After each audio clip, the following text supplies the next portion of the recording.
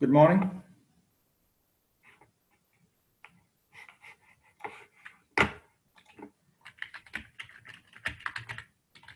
Good morning, everybody. Yeah, Michael. I think we're going to have a few more people joining. We just.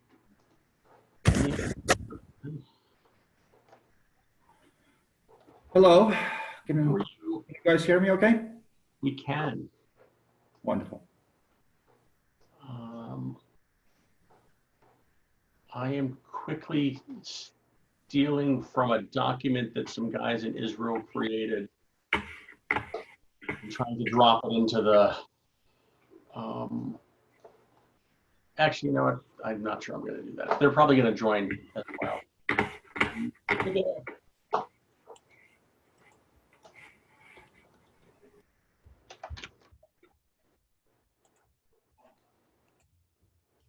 I'm sure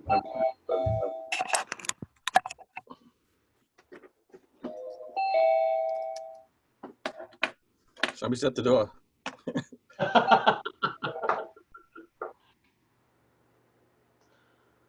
What if we had a meeting and everybody showed up? I can't hear anybody. Can you hear me? We can hear you, Naved. Can you hear me, Michael?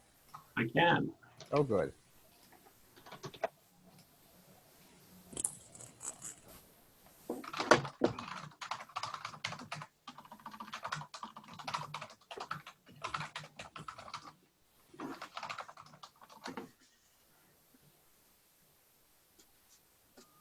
I'm hunting. I'm trying to paste in.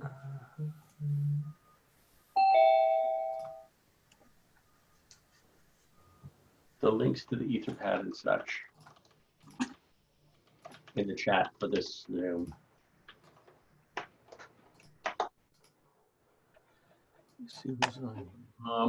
And we just had a really interesting call with a Red Hat team in Tel Aviv. I have not had a second to cut and paste some of their comments in. They may be joining us on the call, but if not, we'll hopefully have them in future calls as well. They've done a fair bit of thought about the monitoring as well.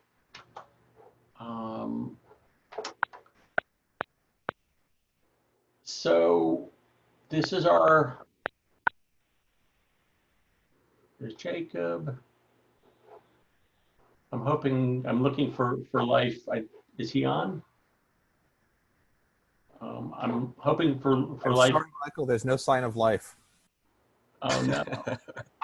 Yeah, I don't see him yet. I'll ping him. Because I feel like he has done a tremendous amount of thought in this space as well, and we're basically building on his ideas in this discussion, I think.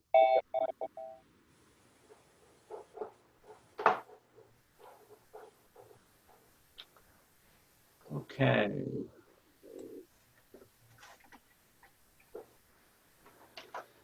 GitLab.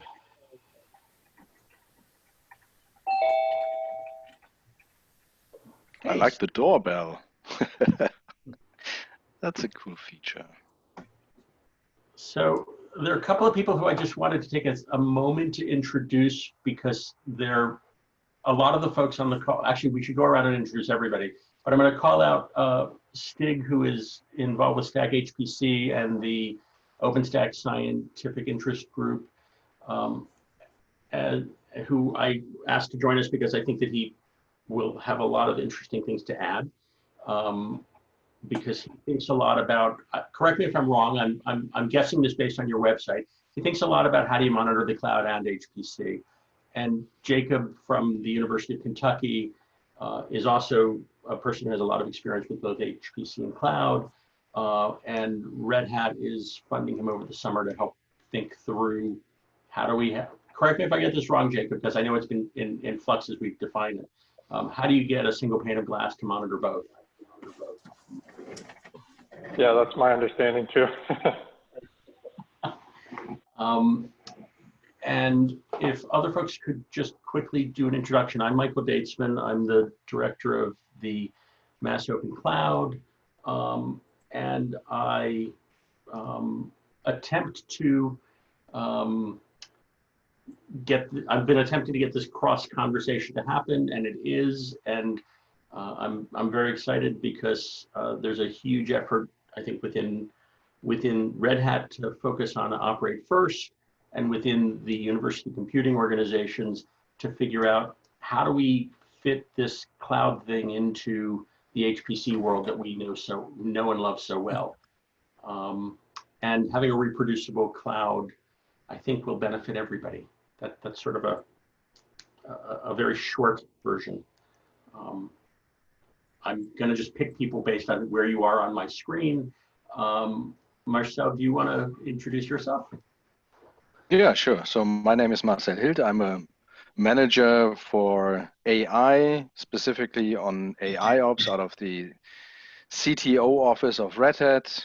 And I'm working out of Germany. And my team looks at operations and basically data. And my interest in this initiative is getting an open cloud where we collect all the operational and configurational aspects of running a cloud.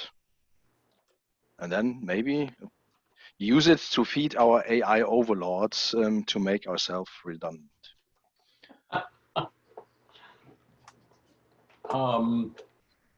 Jacob, do you want to say more about yourself? Sure. Yeah, my name is Jacob Chappelle. It's good to meet you all. My university job title is pretty contrived, but what I do on a day-to-day basis is like DevOps, system administration stuff.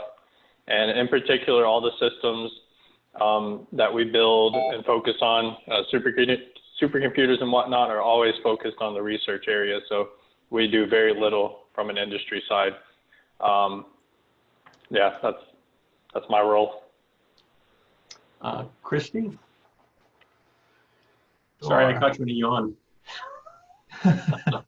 I'm Christy Nicola.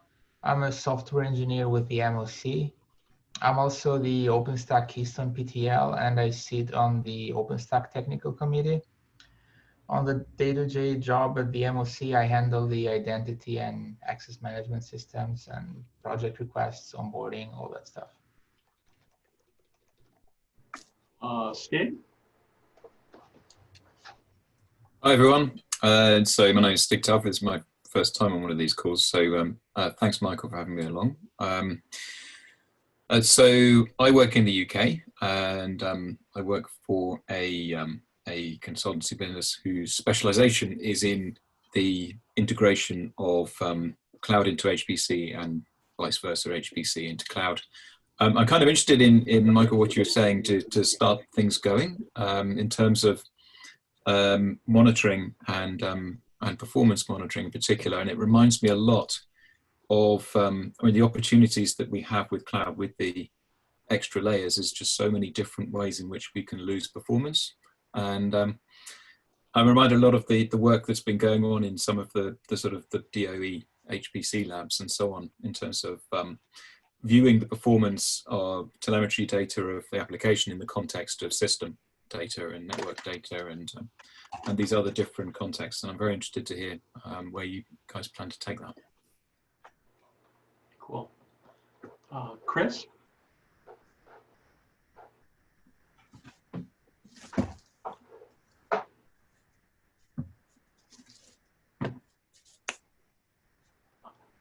If you want, I think I can mute you from here, Chris, if you'd like. Oh, are you talking to me? I literally just joined. I have no idea. We're just introducing ourselves. Brief introductions. Cool. My name is Chris Waywak. I am an OpenShift technical account manager for Red Hat. My purpose is to guide the MOC folks through, basically act as their advocate within Red Hat and kind of guide them through whatever technical adventures they decide to go on. Gagan? Hi, my name is Gagan Kumar, and I'm part of Red Hat research team. I'm primarily involved in product/program management for some of the Red Hat efforts in Mass Open Cloud. Also, in some of the research projects, I work as software engineer / DevOps engineer. Augustine?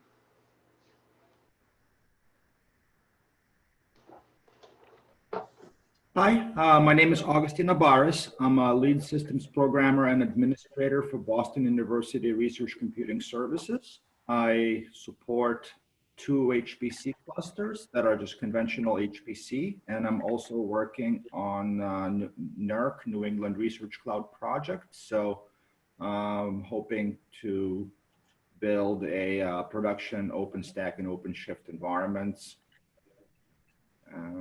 And I'm just here to kind of listen in and see what you guys have to, what your ideas are and such. Thank you. Nice to meet you all. Bill?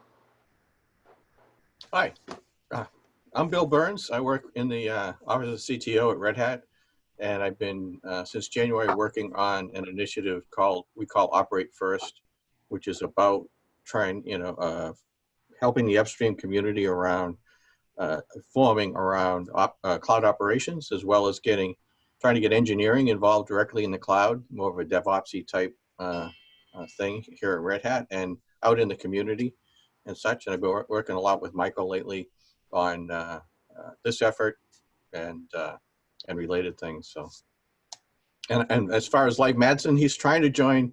He thought the meeting was at a different time, and he's getting connected, but I think he can't talk or hear yet. So, quick test. That might work. We can hear you. I work now, apparently. Sorry. Were you done, Bill? Leif, I should say before you joined, I said something along the lines of, I'm looking forward to Leif joining because he's done a lot of the thought that led to this discussion. So I wanted you to know that had been said about you. That's not the worst thing I've ever had said about me, so that's good.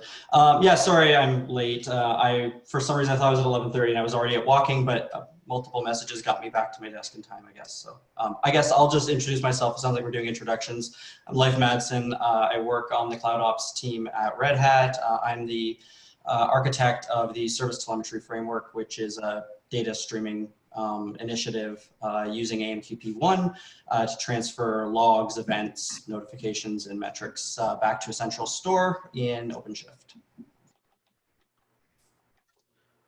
And without further ado, I think it would be great if we could start the discussion. Have folks had a chance to look at what we've captured as discussion points in?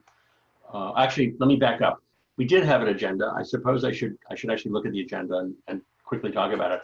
How frequently do we feel we should have this kind of a Michael, discussion? are we assuming that everybody knows who I am? I apologize, Lars. Also me. You know what? My screen changed as people went. We probably should. Hey, Naved, you're next. My name is Naved Ansari. I am a software engineer with the MOC. I work on some software projects like the Elastic Secure Infrastructure.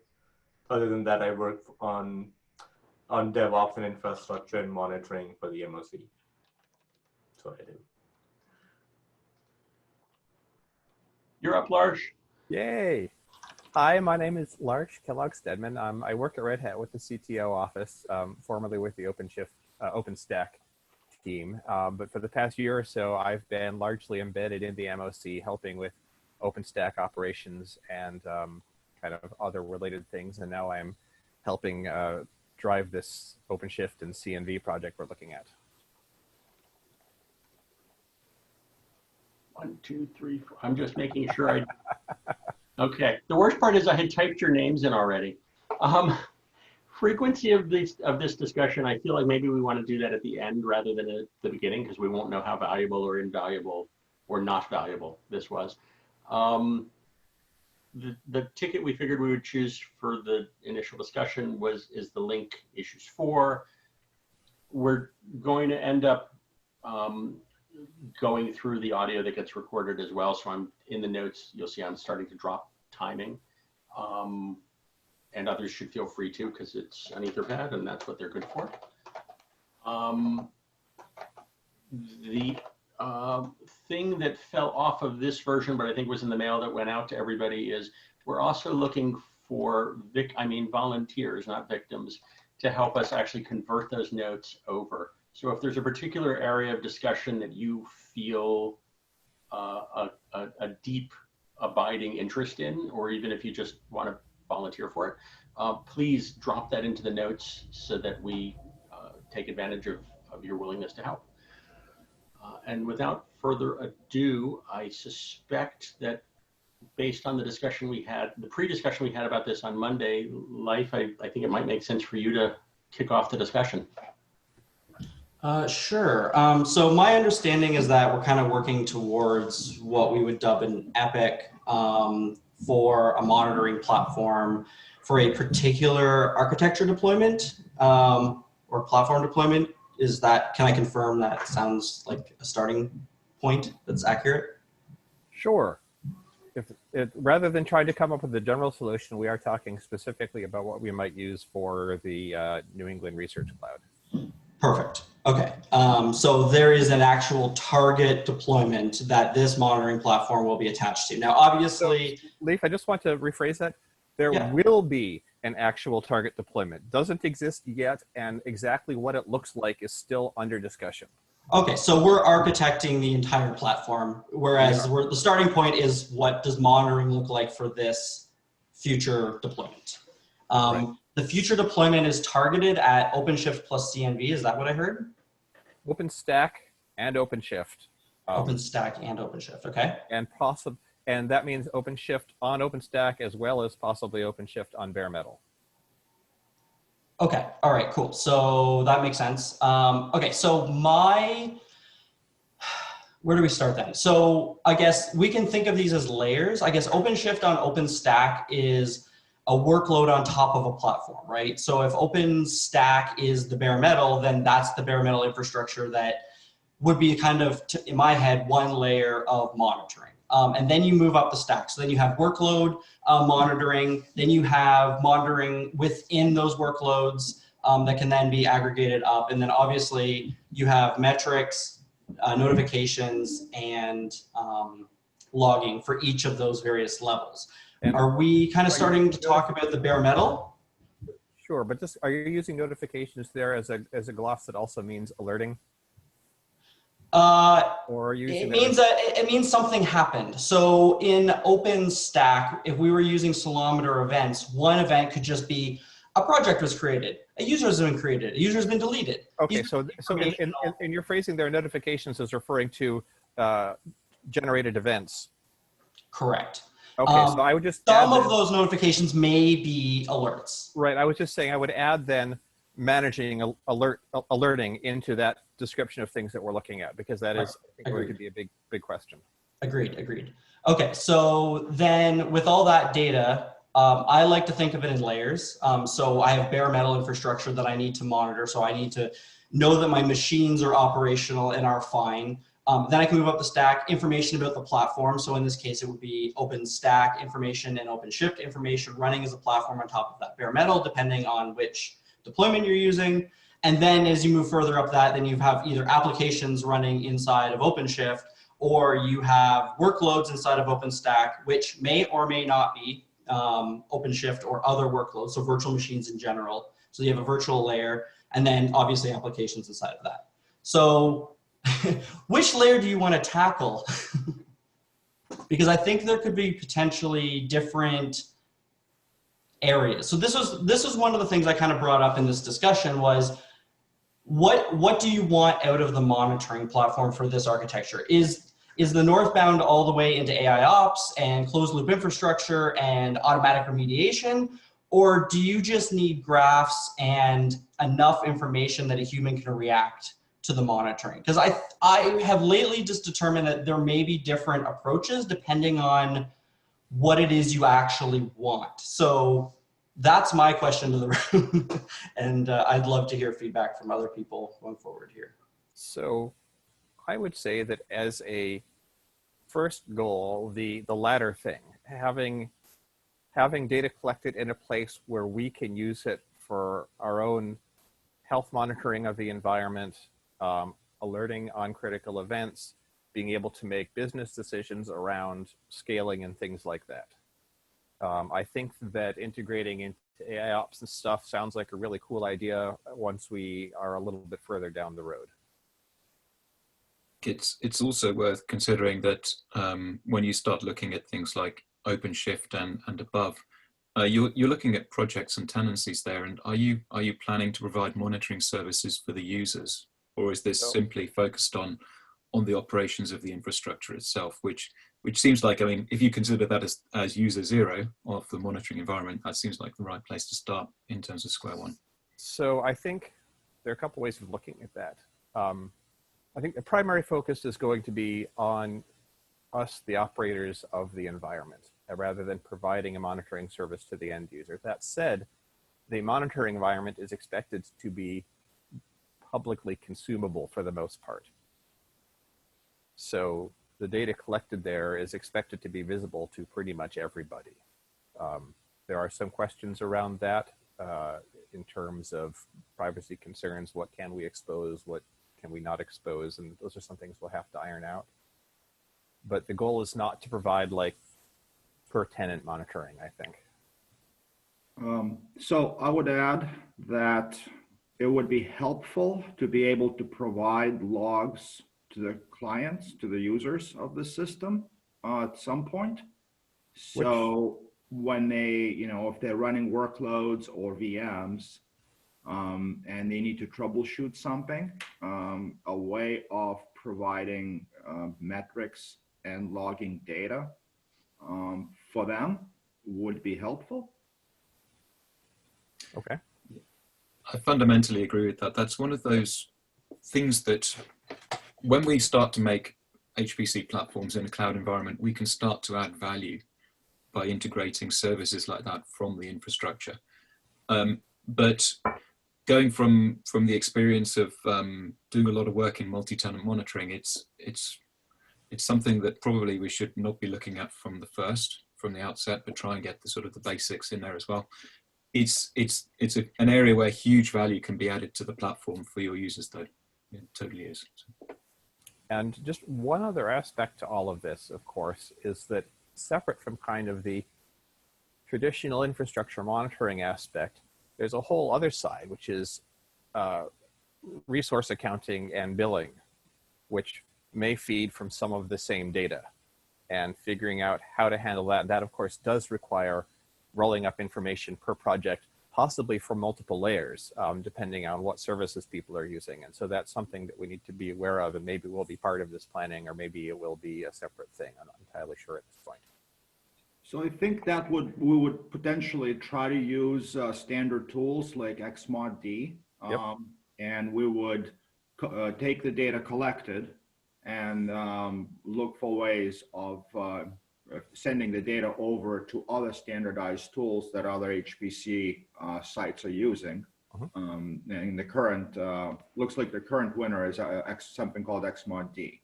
I would also like to just kind of mention, I think that maybe I'm either stating the obvious, and Lars touched upon this, but we don't always know what we need to monitor in HPC scenarios. We do a lot of going back to the logs and looking for weeks or months worth of data sometimes to identify patterns.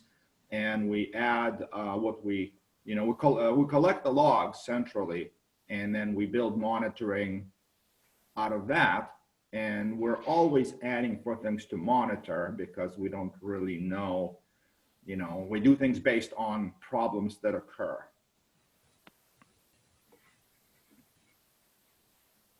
Yeah, that's a really good point that's been brought up of just operational knowledge. So I can create alerts, I have information. Once you've collected the data, you've stored it, then the next step is, what do I do with it, right? So then is the intent just to graph it? Is the intent to build out an alarming structure? That kind of information. So that's all information that needs to be programmed continuously into the system. Yeah, I think ideally, I don't know how realistic it is, but a data store that captures as much relevant information as scalability allows. And then, as I said, sometimes we need to understand, we need to pour through that data in order to understand how to even identify the problem, in order to figure out how to monitor for something.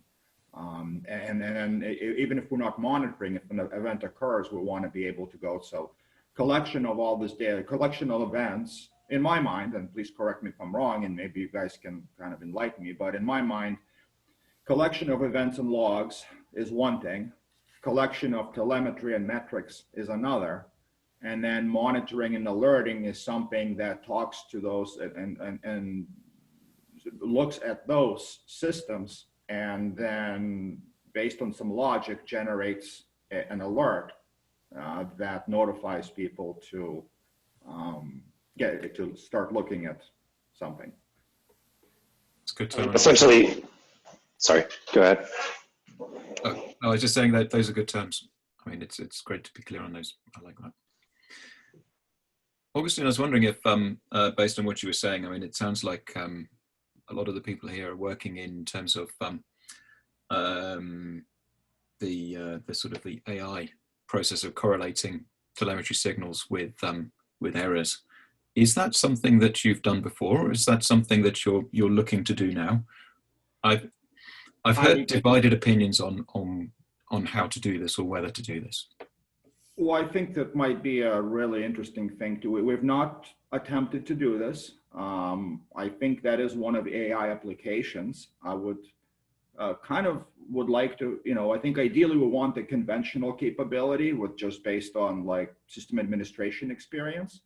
But if there's some way of augmenting an AI component into it and training it and exploring that as a useful resource, I think that would be fantastic. I would also like to mention that my colleague from Harvard, Justin Riley, has just joined.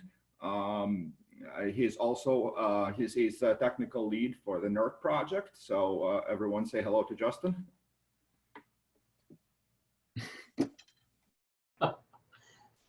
Hey, Justin.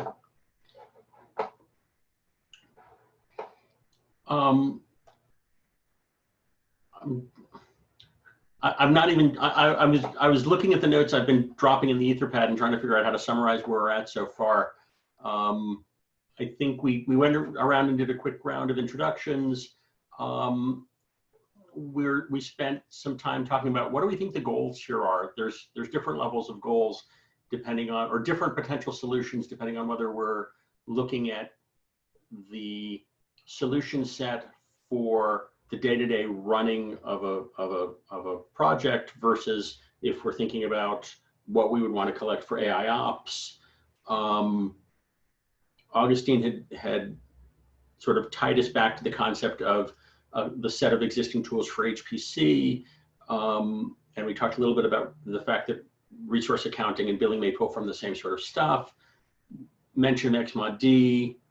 And then Augustine gave a really good summary of sort of the different places where he thinks about the data being, or the different types of data that he thinks about being gathered, and the importance of that being in a data store, because sometimes there's a need to go back for months to figure out a use case. And I think that's about when you joined. And we're dropping timestamps in the Etherpad so that if there's topics you want to go back and look at in depth, you can pull out from the Zoom shared data.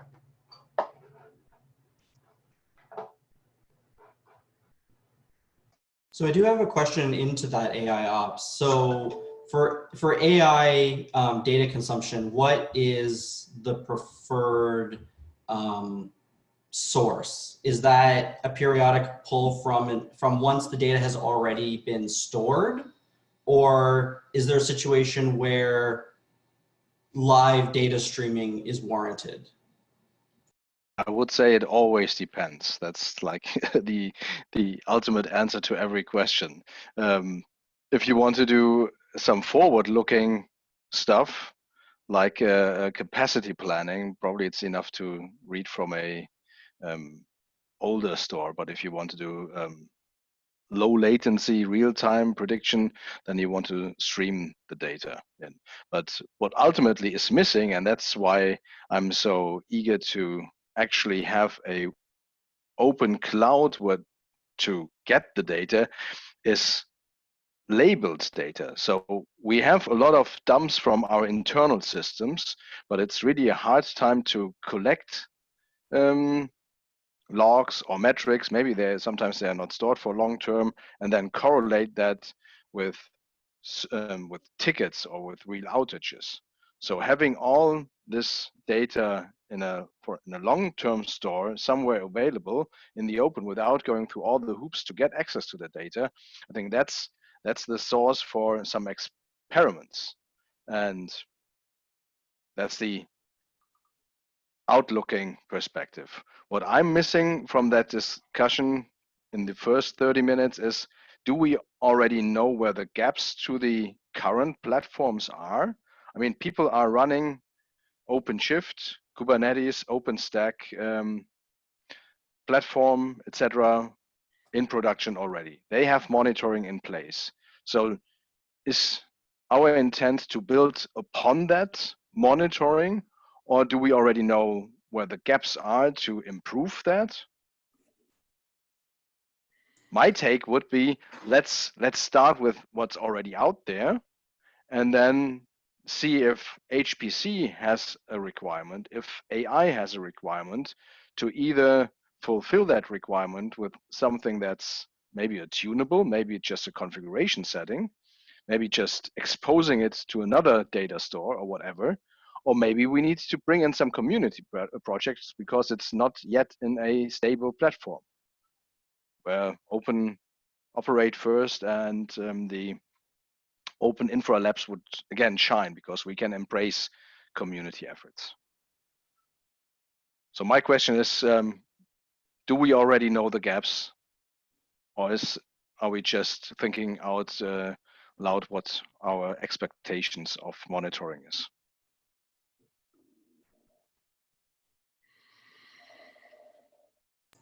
So my my reason for being here is because I work on a project that does monitoring, that provides monitoring for OpenStack. And there's multiple ways for us to collect and transport that data. So I'm interested in what people want from that set of things. So it sounds like basically the answer is both a streaming service, if it could be made available, and a long-term data store. Both of which I know how to do with basically OpenStack under a Red Hat deployed platform. So that's my area of interest. And if this project wanted to use that, I'd be willing to, help basically stand up that infrastructure, assuming that the bare metal was provided in labs and all of that information. But from an application perspective, I'm happy to guide that area if people were interested in using it. So I think it would be, well, we're still, at NERC, we're getting up to speed to the state of things with latest and greatest in OpenStack. I think it would be valuable to really see what's latest and greatest that's already available. I would ask, how well does this integrate with something like Elastic's ELK stack, Elasticsearch, Kibana?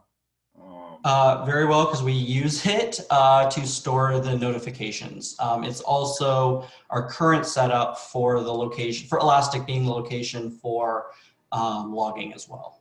And my understanding that ELK is just running an ELK stack is a lot of work, and it's not a simple thing to just run. So, and that's why we're probably going to use something else eventually. Well, I mean, just because it's work, it doesn't mean it's bad. No.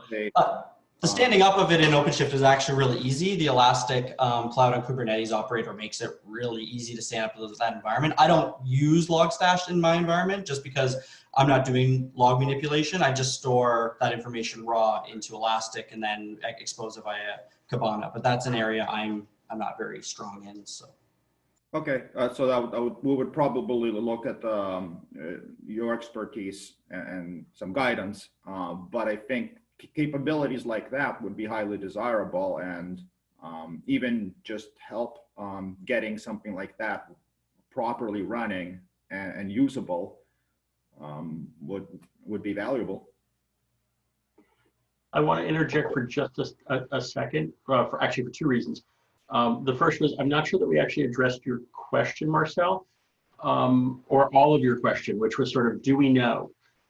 And I think the answer is that We know a bunch of different places that the sorts of data we need for billing and monitoring exist.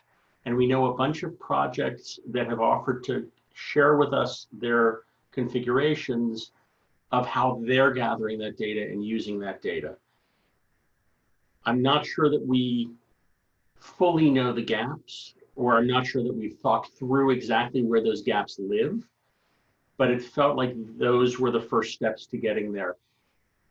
And I'm going to pause before I ask the second thing I was going to interject about, in case there were any thoughts or comments on that. I wanted to interject something too, which is that the project Life is working on at Red Hat is just, seeing the light of day of being shipped. And I wonder if it might be useful for folks on this call for him to, maybe in another meeting, kind of go over an overview of what components he has, what he's put together, the architecture of what exists, so people can vet what they see as their needs. I mean, Life is anxious to hear what people's needs are, and it might be a good a way of looking at it to say, what has been built or what exists today, and does that meet or not meet the needs? Because that's what he's looking for feedback, and we may already have some things there that work.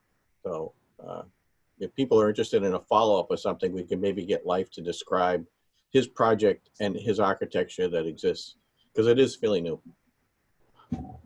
I think it would be really useful to have that discussion at a future meeting, to have that presentation to talk about the architecture that Life has been working on. Yeah, I'd love to follow up at another meeting, and I can prepare and I can do a presentation and demo if that's desired. But yeah, this is great discussion, so I'm just going to let everyone else keep going. The other thing I was going to interject with was, it looked like there were some strong reactions to the different log stash type options, and I just wanted to make sure that if people wanted to talk about that anymore, we did.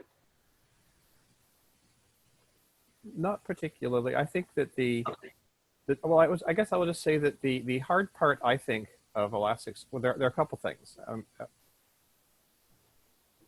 Tuning is always tricky, but I think one of the most difficult things is effectively doing metadata extraction from your logs. If you want to be able to have flexible searching based on key metadata, like you want to be able to correlate log entries from a single request from multiple services, and that you're extracting that data correctly. I don't know what Red Hat currently provides, if anything, in terms of log processing. And that can be one of the tricky things, because like you can get Elasticsearch set up very easily and start dumping stuff into it. But to make it more useful usually requires a great deal of thought and fiddling. I think that's very true. And that's exactly the kind of thing that we do all the time when operating a production HPC resource. And I expect that would be the case as well with cloud environment. So we use, oh, go on, Justin. Sorry, I was just going to say, we've recently done that. For example, I work with an HPC with a lot of Lustre storage, which loves to go sideways from time to time, to put it lightly. And so we've set up a lot of logging of those Lustre systems and parsing out the various messages and building the dashboards that show us, here were the LNet errors and various things that happened and correlating the events of that. Is something that has taken a lot of tuning, but it's always worth the work, because it usually, it's opened our eyes to things we weren't paying attention to before that seem to be related. So is it hard to get it up and running, and is it a pain to, tease those things out? Yes, but it's generally worth the effort. Oh yeah. Yeah, so we've used, there's definitely a component here which is very important, which is to take log messages and extract information from them in terms of events or telemetry data, numerical data series from the text of log messages. And that is something that we have used Logstash for quite extensively in terms of enriching a log stream into something which is graphable. And I think that is, that's actually, it kind of comes back to another project in which I'm interested to hear Live's views on his comparisons of the service telemetry framework and Manaska, which has a very sort of similar remit in terms of the the sort of comprehensive monitoring infrastructure. And it'd be interesting to know how it compares and what he's actually done to in terms of lessons learned from Manaska. It's an excellent question. I wish I knew what Manaska was, so I have loaded the documentation and I will defer to a future response time. Yeah, I guess it came from HPE and their operational experience. I saw it first at the OpenStack Paris Summit in, what was that, 2015, and that was a presentation on machine learning or correlation of telemetry in a very similar way to what Marcel was talking about earlier. It didn't go anywhere, I don't think, but the rest of the framework is something that I know quite a few people use in the open community. Yeah, I can get back to you after of where STF came from, but basically the too long didn't read is telcos basically wanted something using CollectD, which was kind of driven from an Intel perspective to stream various types of data and not just from an OpenStack perspective. So it's a product or a platform agnostic. So even like streaming data out of a network switch and streaming things out of a router and that type of additional infrastructure and getting the same information into a particular format sent back to a central location. So it's just beyond an OpenStack, project is, I guess. Yeah. The background on that. I guess the third thought there is why not look at the Prometheus endpoints, because that seems to be becoming the standard in terms of when services and projects are producing telemetry data. It's probably the first one that people think of nowadays is to expose it as Prometheus. Yeah, and that generally seems to be like Kubernetes just natively, the metrics data exposed is in a scrapable format for Prometheus. So like the kind of is the ultimate metrics data store location as far as I can tell, just because it's so ubiquitous across different things. STF uses it as its caching data store as well, and it'll remote write into like a Thanos for like the long-term, observability of a platform, right? From a metrics perspective. That's kind of how it seems to go in that type of configuration. Similar to like an Elk stack, you have a Prometheus Thanos, data collection stack, right? And that data collection can either be a Prometheus scraping an endpoint or something else, providing the data and getting it back and providing that as a scrape endpoint, for Prometheus, for the data storage component. So that's where STF kind of sits in the middle, as it provides this streaming source for lots of different types of information.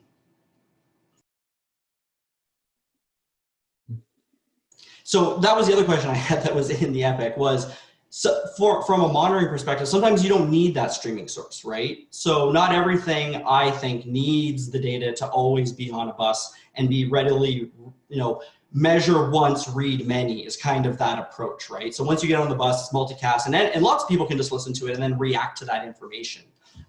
If all you're really trying to do is collect data at a source and store it, if that's literally the only thing you really want to do from a monitoring platform, and you're just and you don't care about the latency of collecting the data and when it becomes available for reading, then you can kind of use a different pattern, I guess, as it were, from the data collection viewpoint. So if you just add node exporter and you just want to scrape it over HTTP, or you want to expose that somewhere else and remote write it, just collect it, and then you have a buffer, and then the buffer empties and you write it to a location or some period of time and you write it to a location.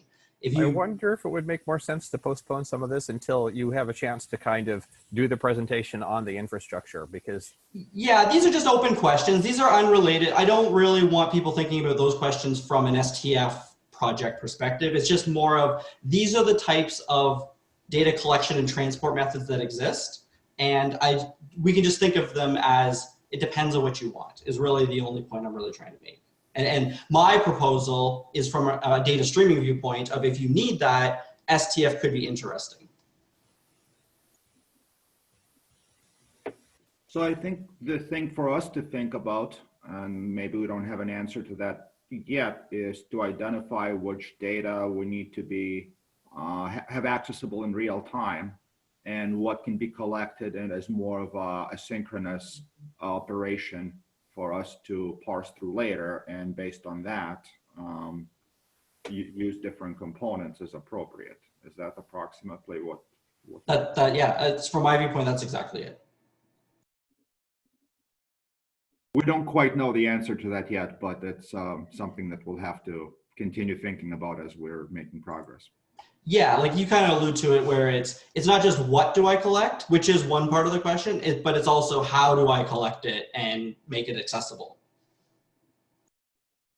So I guess in the first class are the things where it should trigger a pager or an alert, and the second class is it should generate an invoice at the end of the month. Yeah. Yeah, I was just about to interject and say, you know, I'd be curious to hear if folks have integrated pager duty with any of this sort of stuff and in a production sort of environment, and you know how folks are going about that. I think the subtlety to that is when something goes wrong, not to have 1,000 pages, but just to get the one. And I think that's where the art of it is. Yeah, and that's what Alert Manager does. So from a Prometheus perspective, Alert Manager is that interface that does the ability to do silencing, alert inhibition, and the delivery of the alerts in a way that isn't, the cloud went down, that's an alert. I don't need the alert telling me that the data source is down, the computes are down, the controllers are down. Like, I don't need all of those alerts, right? So that's kind of the idea around Alert Manager of providing that. And it integrates with PagerDuty.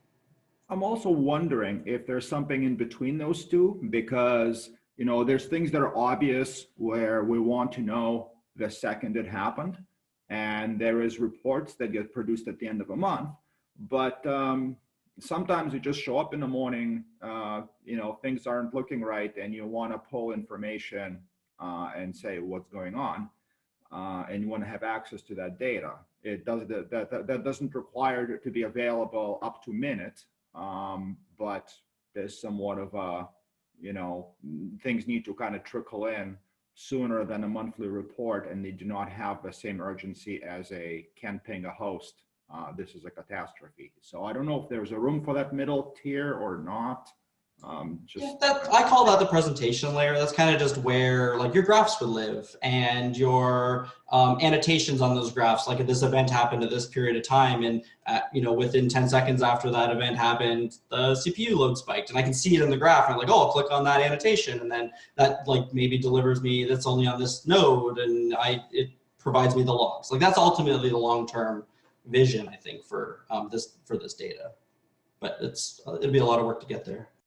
I mean, and speaking in short term, you could probably achieve something similar by just leveraging different alert levels, so to say, right?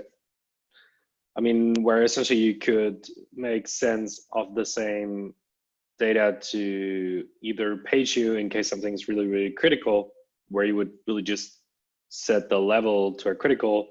Whereas if something that was mentioned that you would potentially care about if you have time when you come to the office in the morning or something would be an informational level alert that just ends up somewhere else, right?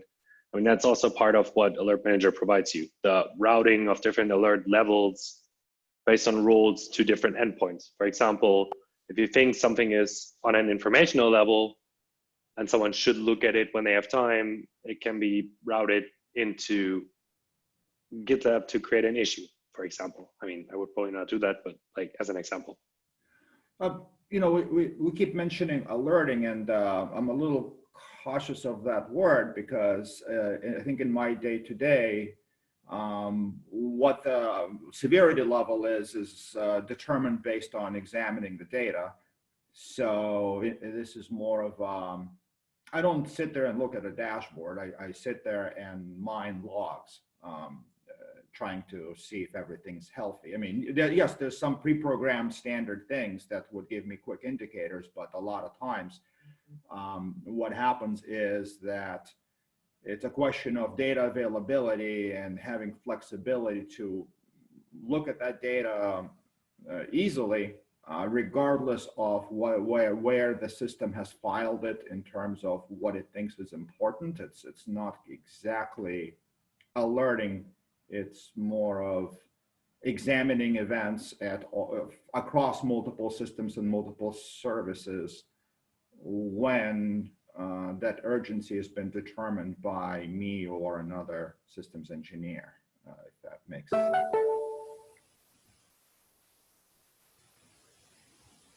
Well, partly that seems like a really good use case for AI ops, right? Being able to have something that can help correlate that and provide you with an idea of urgency without having to spend all the time mining. But I think even beyond that, we do want to know about critical problems without having to spend a lot of time mining logs. That is, we want to mine logs after the fact to figure out why the problem is happening. But we want to we want some kind of alerting that says, hey, something is really broken, you need to go look into this. I agree. I just wanted to emphasize that it's really availability of raw data. Sure. Once we get that alert, availability of raw data is very important. Absolutely, yeah. So that I think ties back to what I was even alluding to, is just like step one, can we just collect data and just expose it? And then from there, lots of different projects can jump onto that raw data and build what they want. So there could be an alerting, there could be an AI, there could be a logging investigation team. Like you could tie in all these, but that, I mean, Augustine said, basically raw data, right? Like that's kind of collect, expose is kind of like step one, right? Yeah. Exactly. Oh, I'm sorry. Just tying back to that Luster example, just because it's something recent that we did. That's sort of how we started off, which is just ship all the logs. Every time something broke, we would do a lot of digging. And then we slowly, after sort of learning about the problem, you then say, oh, okay, I can see all of these various things are related, parse those things out, graph those. So that's something that you sort of dial in over time, I think, after doing the digging over and over, and you sort of get sick of digging, and especially if the same sort of problems keep reoccurring. So quick question, if this is like intended to be like a public cloud of some sort, and the idea is to collect data and expose it kind of on the raw side so that people can use it for research purposes. Is that kind of the idea, right? Yes. Does this data need to be anonymized? Well, that's what I was saying earlier in the call, is that we need to make some decisions around what can be exposed, what needs to be anonymized, what are the privacy concerns. So those are all open questions. We've started having some of those discussions with the research groups within BU, where there's a separate ticket in GitLab that I'll drop into the Etherpad in a moment about how do we define what that is. It turns out that there's some precursor stuff that already exists around HPC, where a tremendous amount of data that we would have thought we traditionally think of as private is shared. So we don't know what the answer we're going to get back is, but it's a thing we're sort of laying the groundwork for a discussion about with the folks in the research world. I think anonymization would have to come later, because it can't really be anonymized in order for that to be useful to us. Right. So having a layer that does it would probably be needed in order for that to make it available to researchers. But as operators, I think we need everything. Right. I'm going to quickly interject. It's 10. Can't even see from here. I think it's 10. It's 53 minutes in. Are there folks who had particular parts of this discussion that are interested in volunteering to help break it into specific stories and epics? If so, please signify in the chat and let me know. There were a couple that immediately jumped out during the discussion where I tried to underline them in the Etherpad, but I think there's a couple more. Marcel, I'm probably going to come back to you to understand more about what you need around the labeled data, because you made that comment in passing, but it felt like there was a lot of context there we should capture later. I'm not seeing people volunteering. That just means it'll be slower. I'm certainly happy to help you out there, Michael. Thank you. Appreciate it.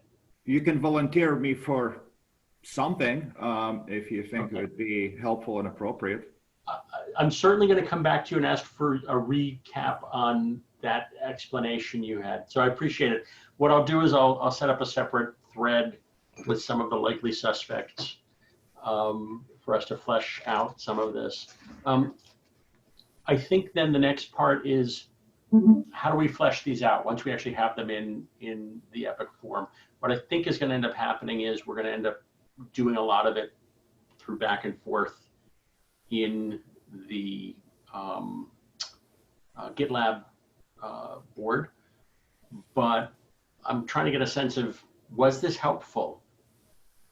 Would more focused ones with people who on some of the specific subtopics that we pull out of this be helpful?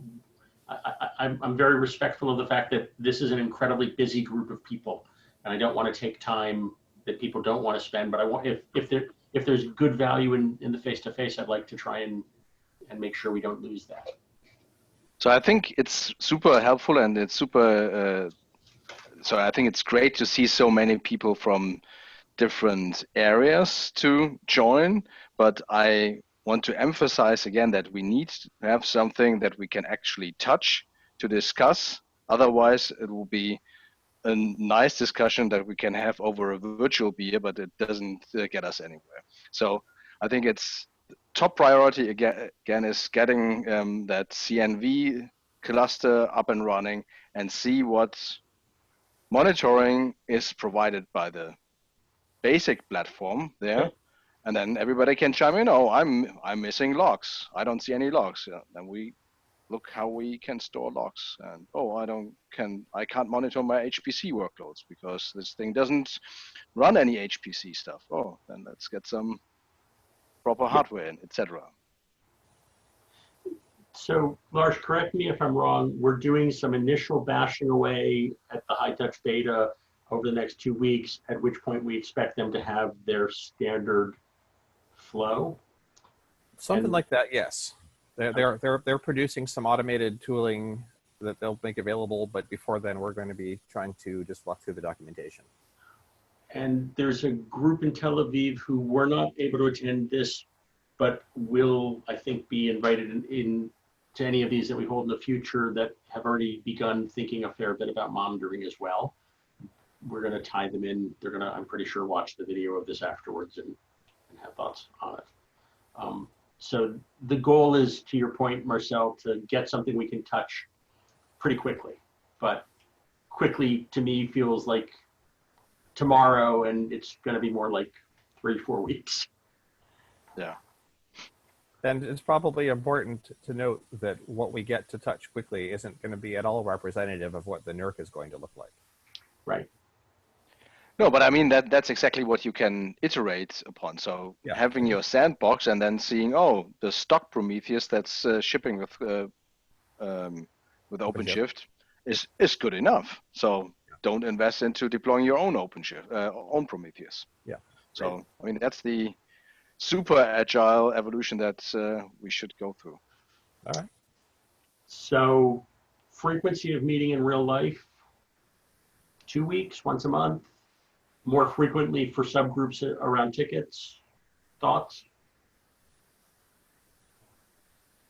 I'd do no more than once a month and then just pick topics, or sorry, no more than once a week, and then just pick topics. And if there's no topic, then you just cancel it. And Michael, I would suggest that you advertise the GitLab repo and make people or ask people to sign up and hand out developer accounts, etc., so that we get some traction there. I will. What's the homepage? Like, so is there like, what is the one link that you start from that links to everything else? if such a thing exists. It will exist in a better form soon, but if you give me a second, I will drop a link in that gets you to all of those things. Is it going to be open infralabs.org? Because if it's anything else, it probably shouldn't be. It will be, but at the moment we have a link to everything from the MOC as well. Okay. The only thing missing from openinfralabs.org at the moment is the link to the GitLab locations, and we will actually have control over what goes live on that site. I'm hoping Friday, but that's not a promise because I don't know Jimmy's availability yet. Okay. And there's a separate email discussion I'll have probably with Marcel and Marsh and Hugh about which of the many options they offer do we want to actually use. So if this time works for folks, I'll set it up as a standing meeting with the caveat that if we don't have an agenda, we'll cancel it on the Monday before. Sound good? Sounds good to me. Sure. Okay, thanks everybody. All right. Thank you much. Have a good day. Thanks, bye. Thank you. Nice to meet you, everyone.